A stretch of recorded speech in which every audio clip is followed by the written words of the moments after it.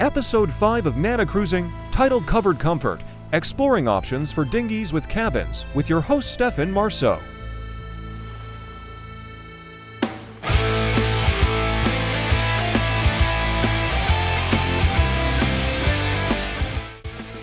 Well, welcome back aboard, sailors, to another exciting episode of NanoCruising, where we explore the world of small boat adventures. I'm your host, Stefan Marceau. So in the last episode, we covered a variety of open dinghies. So now, today, we're diving into the cozy world of dinghies with cabins. Whether you're dreaming of weekend getaways, coastal exploration, or extended cruising, having a cabin on board can transform your sailing experience, especially if you're in Canada and can get pretty cold. From sheltering you during unexpected squalls to providing a comfortable space to rest your head after a day of exploring, these small boats offer big possibilities. So join us as we review some of the most popular dinghies with cabins, discussing their unique features, suitability for cruising, and the adventures they inspire. Whether you're a seasoned sailor or dreaming of your first voyage, this episode is sure to ignite your wanderlust and set your imagination adrift on the open sea. So hoist your sails, stow your gear, and get ready to embark on a journey into the world of dinghy cruising with cabins.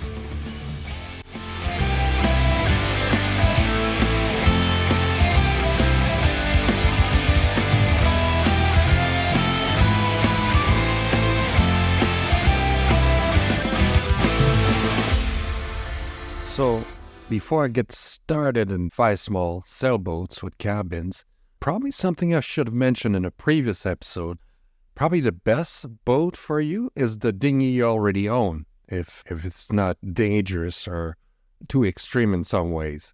So the dinghy you already own is probably the best way to start in dinghy cruising. The second tip, if you don't have one, is to look for an older one available in your current market. The same way, if it's, as Roger Barnes says, if it's not dangerous or extreme, that's probably the best way to start. You probably could find an older dinghy, sometimes a couple $100. That's enough to get you going. So with that said, today we'll dive in and take a closer look at 5 small sailboats with cabin, each offering its own unique blend of comfort and performance for dinghy cruising.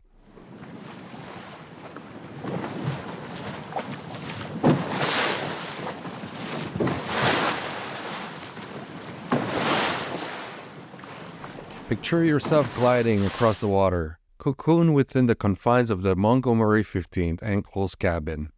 With its classic lines and sturdy construction, this vessel offers a perfect blend of comfort and performance for sailors seeking sheltered cruising experiences.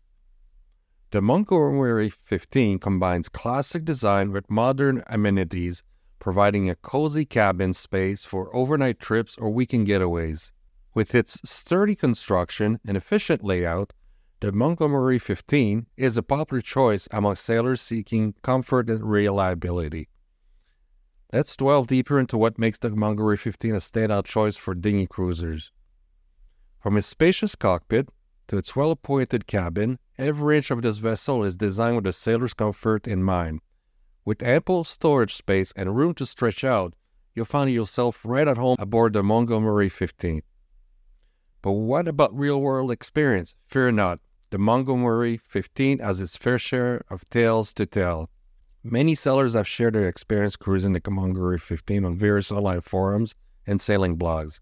These first-hand accounts provide valuable insights into the vessel performance, comfort, and suitability for extended cruising. There's the Montgomery Owners Group, which is an online community of Montgomery sailboats who share their experience, tips, and advice. By tapping into this community, you can gain access to a wealth of real-world knowledge and insights from Montgomery 15 sailors. Recently, I read a book entitled A Little Breeze to the West by Michael Scott Mann. In this book, Michael documents a voyage made on the Montgomery 15, which he labeled a grueling 38-day ocean crossing. In this book, man recounts his journey sailing the Montgomery 15 from California to Hawaii, a remarkable feat for such a small vessel. The book provides a first-hand account of the preparations, challenges, adventure, and experiences encountered during the voyage. Man's journey demonstrates the seaworthiness and capabilities of the Montgomery 15 for longer offshore passages and serves as inspiration for adventurous sailors seeking to explore distant horizons in small boats. In general, it's worth diving into the world of dinghy cruising with books like The Complete Trailer Sailor by Brian Gilbert, which offers valuable insights into the joys of small boat sailing.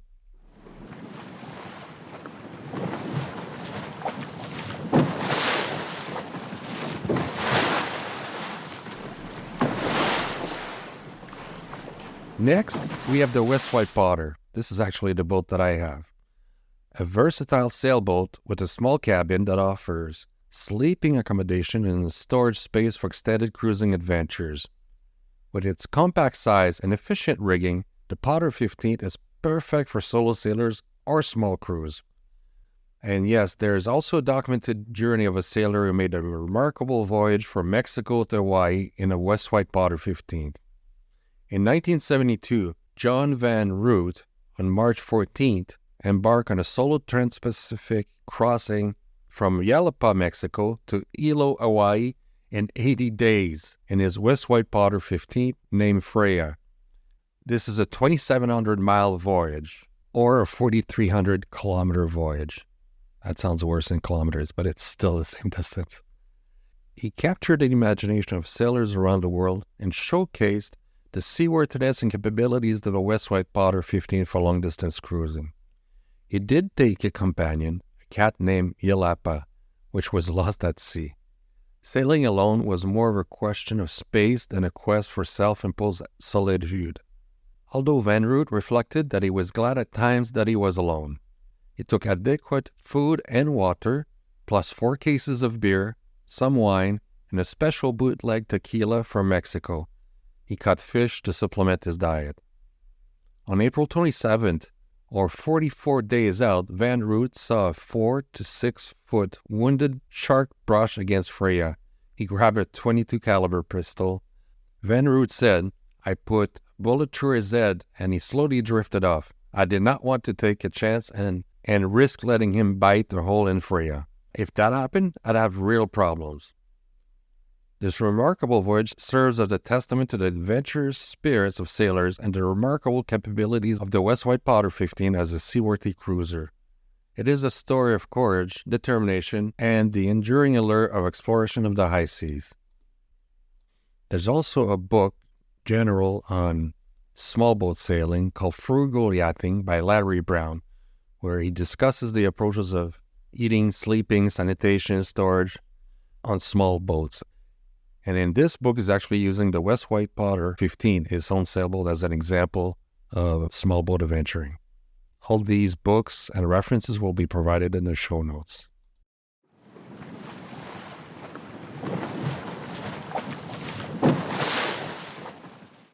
Another sailboat option, the Compact 16, is another great option for sailors looking for comfort and convenience in a small sailboat. With its spacious cockpit and cozy cabin, the Compact 16 provides a comfortable space for overnight trips or weekend cruising, complete with sleeping quarters and a basic galley. With its classic lines, sturdy construction, and thoughtful design, the Compact 16 is an ideal vessel for sailors seeking to embark on cruising adventures, whether along coastal waters or inland lakes. The Compact 16 boasts a spacious cockpit and well-appointed cabin, providing ample room for relaxation and enjoyment on the water. Its efficient sail plan and responsive handling makes it easy to maneuver in a variety of conditions, from gentle breezes to challenging seas. With its shallow draft, the Compact 16 is also well suited for exploring shallow waterways and tucked away anchorages, opening a world of possibilities for adventurous sailors. For those interested in learning more about the Compact 16 and its suitability for cruising adventures, there are also plenty of resources available. Dive into the sailing forums, owner association, and online communities to connect with fellow Compact 16 enthusiasts, share experience, and gather valuable insights. Additionally, exploring sailing guides, books, and publications can provide additional tips and tricks and inspiration for cruising this beloved vessel. I'm referring to Robert Burgess' book, Handbook of Trailer Sailing. It's a book generally about trailer sailing, but this whole book is really done with the Compact 16. Compact 16 has a few great stories too. There's a story, I'll put the links in the show notes because they're hard to find. There's a Compact 16 that sailed to the Bahamas. There's another story covering cruising Florida in 2010, 433 nautical miles in a Compact 16.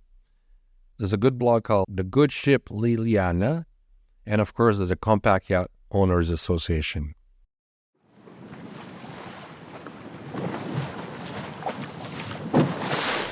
Let's continue our review of small sailboats with cabins, exploring more options that offer comfort and performance for dinghy cruising. The Guppy 13 is a small sailboat designed for simplicity, ease of use, and affordability. It's often considered an excellent option for beginners or those looking for a lightweight and easy transportable vessel. Here's a closer look at the Guppy 13. The Guppy 13 features a compact design measuring just 13 feet in length. It makes it easy to handle both on and off the water, as well as simple to transport in a trailer. Pretty much anything can pull this boat around. Despite its small size, the Guppy 13 offers surprisingly good stability, making it suitable for beginners and experienced sailors alike. Its wide beam and flat bottom hull contributes to its stability, allowing sailors to feel confident and secure while on board. Rigging the Guppy 13 is straightforward and can be done quickly, even for those with minimal sailing experience. Its simple rigging system and manageable sail size make it easy to set up and get out on the water in no time. While primarily designed for day sailing or short excursions, the Guppy 13 can handle a variety of conditions from calm lakes to moderate coastal waters. Its lightweight construction and responsive handling make it enjoyable to sail in a range environment. One of the standout features of the Guppy 13 is its affordability. As a small entry-level sailboat, it's often more budget-friendly than other vessels, making it accessible to a wide range of sailors, although maybe a little harder to find.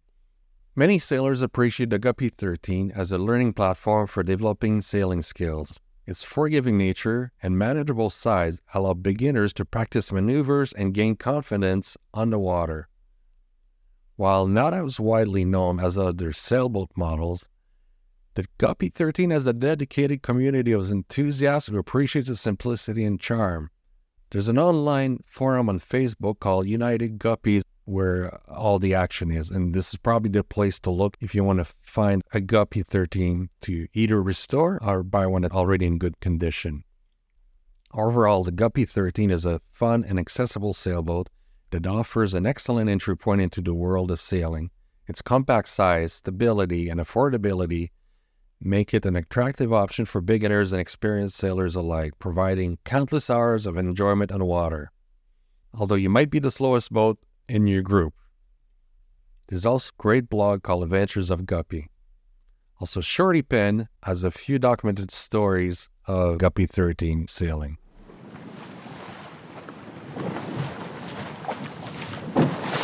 Last but not least, we have the Paradox, a unique sailboat with minimalist cabin that's perfect for solo sailors or small crews. Two would be very tight, maybe for a quick day sail. The Paradox is a unique and innovative sailboat designed by renowned naval architect Matt Layden. Unlike the other options discussed, the Paradox is not commercially built, but instead is a do-it-yourself project that can be constructed by experienced boat builders or ambitious sailors with some woodworking skills. You can also look to try to find a used one. They're rare, but they do come on the market once in a while. Or you may have to take a very long drive to get one. But taking a long drive to get one, even across the country, is probably a lot of time saved compared to building it. Here's a closer look at the Paradox. The Paradox is known for its experimental and unconventional design. characterized by its minimalist approach, compact size, and efficient use of space. With its distinctive appearance and innovative features, the Paradox stands out as a testament to creativity and ingenuity in boat design. The Paradox is not necessarily known for being lightweight. Instead, it prioritizes a balance between durability, stability, and performance. While it's designed to be easily trailerable and launched from various locations, its construction does not emphasize lightweight. One unique aspect is Matt Layden used chine runners as an innovative design on the Paradox. Chine runners, also known as build runners or simply runners, are a unique feature found on some sailboats, including the Paradox. These runners are essentially small hydrofoils or wings attached to the bottom of the hull, typically near the chine, the intersection between the hull and the bottom. The purpose of chine runners is to provide additional stability and resistance to leeway, which is sideways slipping, when sailing closer to the wind. By creating lift and reducing drag, the chine runners help the boat maintain a more efficient sailing angle and minimize sideways motion, enhancing overall performance and control. Additionally, chine runners can help reduce wetted surface area and drag, improving overall speed and efficiency under sail. On the Paradox and similar sailboats, chine runners are often integral to the design philosophy, contributing to the boat's unique sailing characteristics and performance capabilities. They are designed to be effective in a variety of wind conditions and sailing angles, providing sailors with greater confidence and control on the water. They demonstrate the creative engineering and thoughtful design that went into developing the Paradox design. Despite its small size, the Paradox offers surprisingly good performance under sail, thanks to its efficient hull shape and balanced rig and responsive handling. Whether sailing on inland lakes, coastal waters, or shelter bays, the Paradox can hold its own and provide enjoyable sailing experience for its crew. The Paradox may be small in size. It offers cleverly designed accommodations that make the most of the limited space. The cozy cabin offers shelters for storage space for essential gear. The Paradox is well suited for short coastal cruises, weekend getaways, or even longer expeditions for the adventurous sailor. As a DIY project, building a Paradox requires time, patience, and working skills. Plans and instructions for constructing the Paradox are available on the internet. I'll provide the link in the show notes. There's also tons of information giving details of the actual process that I'll also give the information in the show notes. There's also really good community support. While the Paradox may not be as widely known as commercially built sailboats, it has a very strong dedicated community of enthusiasts who appreciate its unique design and capabilities. Online forums, builders group provide opportunities for Paradox builders and sailors to connect and share experience and exchange ideas. Overall, the Paradox offers a compelling option for sailors seeking a DIY project and a truly unique sailing experience. With its experimental design, solid construction, and versatile performance, the Paradox embodies the spirit of innovation and adventure on the water. Some really interesting sections here. So Dave and Mindy Bolte on Little Cruiser, which is probably the first design from Matt Layden, on microcruising.com has a lot of information on Paradox and small boat cruising as well. Also, Dave Cave documented his Paradox trips around Hawaii, Florida. He also crossed the Bahamas, spent some time there, and then went to Cuba and came back. So I'll put the link. There's a lot of good information on what it can do. And it also shows what the Paradox can do as a cruiser.